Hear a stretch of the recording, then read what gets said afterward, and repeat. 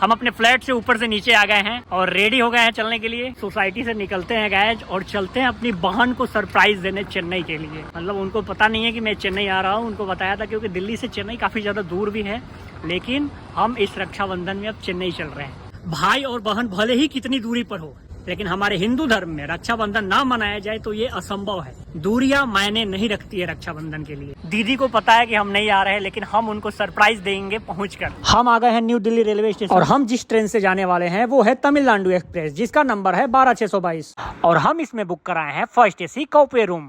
हम अपने सीट पर बैठ गए हैं, काफी आनंद आ रहा है। अब आगे देखते हैं। 15 घंटा सफर करने के बाद अब हम आ गए हैं नागपुर स्टेशन। दोपहर का 1 बज रहा है। अब हम यहाँ से कुछ खाना खाएंगे। भैया ये 120 रुपए का क्या क्या है इसमें? शाही पनीर, दाल तड़का, मिक्स वेज, जीरा राइस, चपाती, फ्रूट सलाद, अचार, चम्मच रोटी।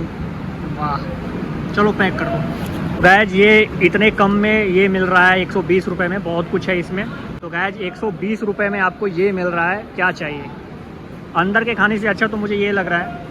रात के 11 बजे विजयवाड़ा स्टेशन पे हमने किया डिनर। डिनर में था 6 टाइप का सब्जी मटेरियल।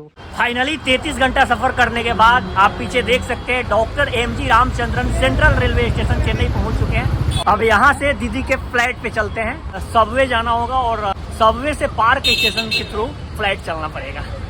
ये है चेन्नई सेंट्रल रेलवे स्टेशन का बाहर का सीन। 7 साल पहले हम आए थे चेन्नई, लेकिन अभी का माहौल कुछ अलग दिख रहा है। जीजा जी को हम बताए हैं आने के बारे में। चेन्नई के पल्लावरम में हम आपको मुलाकात कराते हैं अपने जीजा जी से। जैसे ही पार्क स्टेशन से पल्लावरम स्टेशन पर ट्रेन से उतरे, वैसे ही पहुंच गए ट्रेन मैनेजर मेरे जीजा जी। सबसे पहले चरण स्पर्श प्रणाम करके हमने उनका आशीर्वाद लिया।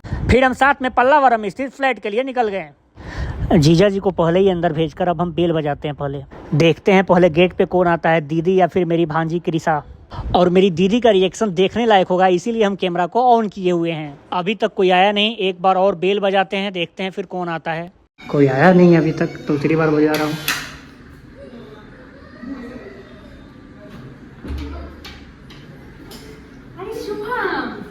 क्या हाल है दीदी? प्रणाम। तुम आ गया? हाँ, हम तो बोला कि नहीं आएंगे, हमको लगा कि सर राखी नहीं बांध पाएंगे, राखी भेज दिए तुम्हारा कुरियर करके। अरे नहीं, हम सरप्राइज देना चाह रहे थे ना, इसलिए अब नहीं आए। क्रिसा अंदर रो रही है। देख तुमको।